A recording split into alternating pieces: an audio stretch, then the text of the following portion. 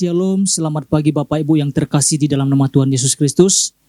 Pada pagi hari ini kita bersama-sama belajar tentang kebenaran firman Tuhan yang terambil dari Yohanes pasal 6 ayat 8 sampai ayat yang ke-11. Saya akan bacakan untuk kita semuanya. Seorang dari murid-muridnya yaitu Andreas, saudara Simon Petrus, berkata kepadanya, "Di sini ada seorang anak yang mempunyai 5 roti jelai dan 2 ikan. Tetapi apakah artinya itu untuk orang sebanyak ini?" Kata Yesus, "Suruhlah orang-orang itu duduk, adapun di tempat itu banyak rumput, maka duduklah orang-orang itu, kira-kira 5.000 laki-laki banyaknya." Lalu Yesus mengambil roti itu, mengucap syukur dan membagi-bagikannya kepada mereka yang duduk di situ. Demikian juga dibuatnya dengan ikan-ikan itu sebanyak yang mereka kehendaki. Bapak Ibu yang terkasih di dalam nama Tuhan Yesus Kristus, yang menjadi pesan Tuhan bagi kita berbicara tentang gunakan apa yang sudah ada padamu. Saya akan ulangi, apa yang menjadi pesan Tuhan bagi kita berbicara tentang gunakan apa yang sudah ada padamu. Mari kita lihat tentang inti pesan Tuhan yang ada di warta Bapak Ibu, dijelaskan seperti ini. Tuhan sebetulnya telah memberikan banyak hal kepada setiap kita yang seringkali tidak kita sadari. Bahkan tidak sedikit orang percaya yang berpikiran seperti Andreas, merasa apa yang dimiliki adalah sesuatu yang kecil dan tidak terlalu berarti apa-apa. Namun lewat pesannya ini, Tuhan mau kita menyadari bahwa jangan merasa diri kecil dan tidak memiliki apa-apa untuk dapat berkontribusi bagi kepentingan kerajaan surga. Gunakan sekecil apapun yang kita miliki bagi kemuliaan Tuhan. Ingat, sesuatu yang kecil dan tampak tidak berarti bisa menjadi luar biasa di tangan Tuhan kita. Di tengah situasi yang sedang terjadi hari-hari ini, gunakan apapun yang ada pada kita untuk kepentingan Tuhan. Puji nama Tuhan Bapak Ibu yang terkasih di dalam nama Tuhan Yesus Kristus. Dijelaskan oleh Bapak Gembala ada 2 poin, ada 2 dasar yang harus kita pelajari. Yang disampaikan yang pertama adalah, pertama, Tuhan tidak memakai seseorang yang sekedar bisa dan mampu, tetapi seseorang yang bersedia untuk dipakai. Yang kedua, Tuhan tidak mengharapkan hal besar yang tidak kita punyai, melainkan seberapa yang ada pada kita. Bapak Ibu yang terkasih di dalam nama Tuhan Yesus, pada pagi hari ini ada 2 hal yang akan kita pelajari bersama-sama. Yang pertama adalah gini. Yang pertama yang saya mau sampaikan adalah Tuhan tidak menuntut sesuatu yang tidak ada pada kita, melainkan yang sudah ada pada kita. Ada sebuah kisah di dalam Alkitab ketika Petrus dan Yohanes hendak ke bait Allah. Ada seorang laki-laki yang lumpuh sejak lahirnya diletakkan di pintu gerbang bait Allah untuk meminta sedekah pada saat itu. Dan ketika orang lumpuh itu melihat Petrus dan Yohanes, lalu menatap mereka dengan harapan untuk mendapatkan sesuatu dari Petrus dan Yohanes pada saat itu.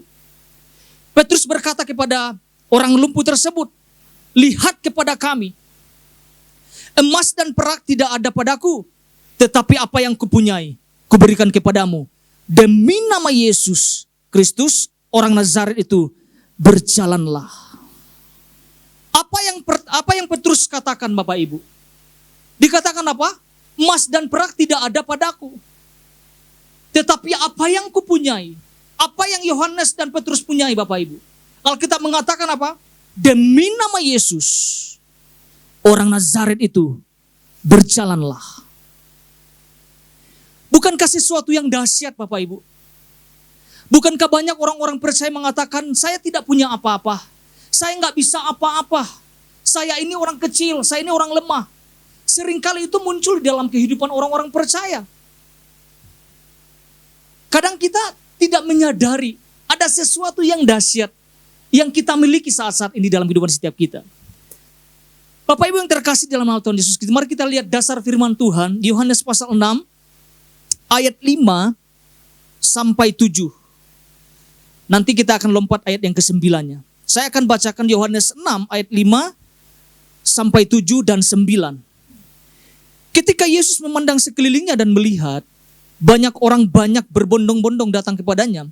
Berkatalah ia kepada Filipus, di manakah kita akan membeli roti supaya mereka ini dapat makan? Hal itu dikatakannya untuk mencobai dia, sebab ia sendiri tahu apa yang hendak dilakukannya. Jawab Filipus kepadanya, ayat 7 ini menjadi dasarnya. Roti seharga 200 dinar tidak akan cukup untuk mereka ini, sekalipun masing-masing mendapat sepotong kecil saja. Ayat 9 kita lompat. Di sini ada seorang anak yang mempunyai 5 roti jelai dan 2 ikan. Tetapi apakah artinya itu untuk orang sebanyak ini? Bapak Ibu yang terkasih di dalam nama Tuhan Yesus, dari pertanyaan Yesus dari ayat ini, kita dapat melihat tentang respon pada murid-murid pada saat itu. Yesus bertanya seperti ini. Ayat yang ke-5b. Di manakah kita akan membeli roti supaya mereka ini dapat makan? Jawab Filipus kepadanya, roti seharga 200 dinar tidak cukup untuk mereka, sekalipun masing-masing mendapat sepotong kecil saja. Kalimat tidak cukup ini yang menjadi dasar kita, Bapak Ibu. Artinya kata tidak cukup di sini menunjukkan bukan berarti murid-murid tidak punya apa-apa kan?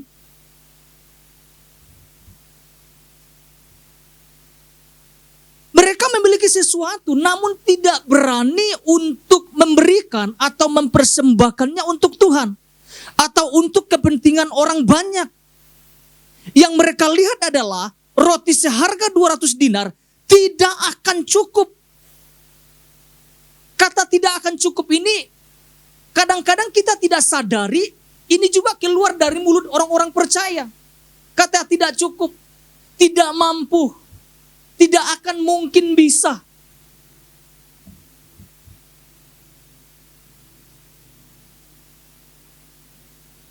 Saya tidak punya apa-apa. Tuhan, aku gak mampu melakukan sesuatu. Kata murid-murid apa?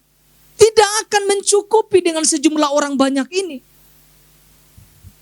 Apa yang murid-murid miliki? Mungkin uang, Bapak Ibu. Mungkin ada sesuatu yang mereka miliki. Karena pertanyaan Yesus sangat jelas. Dikatakan apa? Di manakah kita akan membeli roti? Kalau Tuhan mempertanyakan, di manakah kita akan membeli roti? Artinya gini, mereka punya sesuatu. Betul apa enggak, Bapak Ibu? Betul kan? Tetapi jawaban murid-murid ini menunjukkan ketidakpercayaan mereka. Menunjukkan bahwa mereka melihat bahwa tidak ada sesuatu yang kita miliki. Tapi di pertanyaan Yesus inilah menunjukkan bahwa mereka punya sesuatu, tetapi mereka tidak sadari mereka punya sesuatu. Yang saya renungkan gini Bapak Ibu. Tuhan tidak bertanya kan, berapa jumlah yang kita miliki, berapa jumlah yang murid-murid miliki pada saat itu. Atau berapa banyak yang kita miliki. Saya mau sampaikan gini Bapak Ibu. Justru apa yang kita punya, kita harus pergunakan, kita harus persembahkan untuk kepentingan Tuhan. Untuk kepentingan kerajaan surga. Mungkin uang kita sedikit. Atau sesuatu yang kita miliki tidak berarti. Tetapi di tangan Tuhan, sesuatu yang sedikit menjadi sesuatu yang berarti. Ini yang harus kita pelajari. Ini yang harus kita renungkan bersama-sama. Jangan melihat tentang kelemahan, kekurangan yang ada di dalam diri kita. Tetapi mulai belajarlah untuk melihat apa yang ada di dalam diri kita. Apa yang kita miliki saat ini. Mungkin buat kita tidak berarti. Tetapi buat Tuhan sangat berarti. Di sini saya melihat Bapak Ibu. Apa sih yang murid-murid tidak sadari dan juga kita sebagai orang percaya atau gerejanya tidak sadari? Ada 3 hal ini. Yang pertama, Bapak Ibu, yang pertama adalah mereka melupakan ada Yesus di samping mereka. Kadang-kadang kita juga suka lupa kan? Kadang-kadang kita suka melupakan ada Yesus di dalam diri kita. Ada kuasa di dalam diri kita. Ada kasih Kristus di dalam kehidupan setiap kita. Mereka melupakan apa yang Yesus di samping mereka melupakan ada Yesus di samping mereka. Yang kedua adalah mereka melupakan bahwa Tuhan tidak menuntut sesuatu yang tidak ada pada mereka atau pada kita selain sesuatu hal seharusnya ada pada kita. Yang ketiga, mereka tidak sepenuhnya percaya akan kuasa Yesus. Ini yang bahaya sekali Bapak Ibu. Bukankah mereka banyak menyaksikan tentang kedahsyatan Tuhan? Mujizat demi mujizat yang Yesus lakukan di depan mata para murid. Tetapi ketika Yesus menyampaikan itu, di manakah kita harus membeli makanan? Mereka bingung menjawab. Tidak sinkronisasi dengan apa yang pertanyaan Yesus dengan jawaban para murid-murid. Pada pagi hari ini saya mau sampaikan kepada setiap kita, percayalah dengan segenap hati bahwa segala sesuatu ada di dalam diri kita.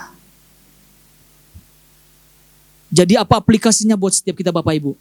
Aplikasinya adalah persembahkanlah sekecil apapun yang kita miliki untuk kepentingan Tuhan.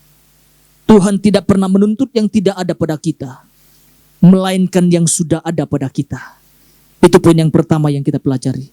Poin yang kedua. Yang kedua adalah Tuhan hanya melibatkan atau memakai orang-orang yang rela memberikan apa yang ia miliki. Kita pernah belajar tentang kisah seorang anak muda yang kaya Bapak Ibu. Yang banyak sekali hartanya. Ketika pemuda ini bertanya kepada Yesus apa yang harus ia lakukan supaya memperoleh hidup yang kekal. Dikatakan apa? Yesus mengajarkan jangan membunuh, jangan mencuri, jangan mengucapkan saksi dusta, hormati ayah dan ibumu, dan kasihilah sesamamu seperti dirimu sendiri. Jawab pemuda kaya itu mengatakan gini, semuanya itu telah kuturuti. Lalu Yesus berkata, juallah segala milikmu, lalu ikutlah aku. Apa yang terjadi Bapak Ibu? Pemuda kaya ini meninggalkan Yesus. Kisah ini mengajarkan setiap kita untuk punya kerelaan untuk mempersembahkan apapun yang kita miliki demi kepentingan kerajaan surga. Kita akan belajar Bapak Ibu. Kita akan belajar dari seorang anak kecil yang rela mempersembahkan sesuatu untuk kepentingan Tuhan. Kita lihat dasar firman Tuhannya. Yohanes pasal 6 ayat 9 sampai 10. Demikian firman Tuhan. Yohanes pasal 6 ayat 9 sampai 10. Oke. Di sini ada seorang anak yang mempunyai 5 roti jelai dan 2 ikan. Tetapi apakah artinya itu untuk orang sebanyak ini? Kata Yesus, suruhlah orang-orang itu duduk. Adapun di tempat itu banyak rumput, maka duduklah orang-orang itu, kira-kira 5.000 laki-laki banyaknya. Kita bisa melihat tentang apa yang Andreas temukan Bapak Ibu. Andreas menemukan bahwa ayat 9a, ada seorang anak yang mempunyai 5 roti jelai dan 2 ikan. Kita bisa melihat tentang apa sih yang dilakukan oleh anak kecil ini Bapak Ibu. Yang dia lakukan adalah ia berkontribusi bagi kepentingan kerajaan surga. Apa maksudnya? Ia rela memberikan makanannya bagi kepentingan banyak orang. Sekalipun apa yang diberikannya 5 roti dan 2 ikan. Itu saja yang dia berikan. Itu saja yang dia persembahkan untuk Tuhan dan untuk orang banyak pada saat itu. Buat saya pribadi Bapak Ibu yang terkasih di dalam nama Tuhan Yesus, anak kecil ini adalah menjadi contoh atau adalah contoh sebagai contoh bagi kita menjadi role model bagi kita, bagi gereja Tuhan saat-saat ini. Ya kan? Bagaimana dia punya hati yang rela untuk mempersembahkan apa yang dia miliki pada saat itu. Mungkin pada saat itu kalau saya gambarkan seorang anak kecil ini rasanya sangat susah ya kalau kita minta makanan atau sesuatu yang dia miliki. Tidak semuanya ya. Tapi umumnya gini, kadang-kadang kalau dia cuma memiliki beberapa gitu ya, kadang kita minta, kadang-kadang nggak mau. Anak kecil itu seperti itu sifatnya. Tetapi dalam ayat ini dijelaskan bahwa bagaimana dia punya kerelaan untuk mempersembahkan itu, memberikannya kepada Andreas pada saat itu.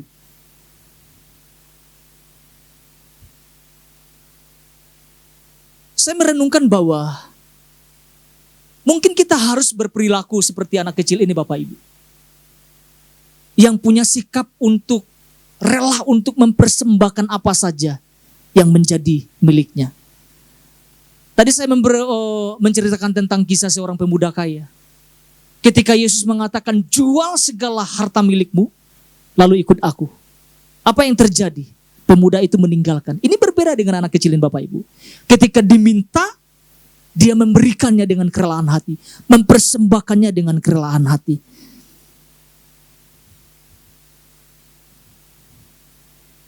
Jadi kita belajar satu hal Bapak Ibu.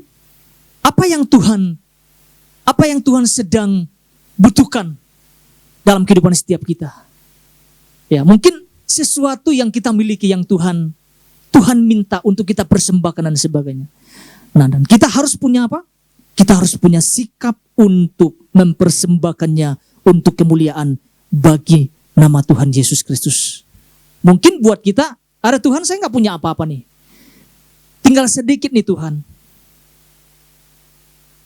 Tapi kalau kita mempersembahkannya untuk kemuliaan bagi nama Tuhan, saya percaya yang sedikit yang tidak berarti buat pandangan manusia, itu sangat berarti buat Tuhan Yesus.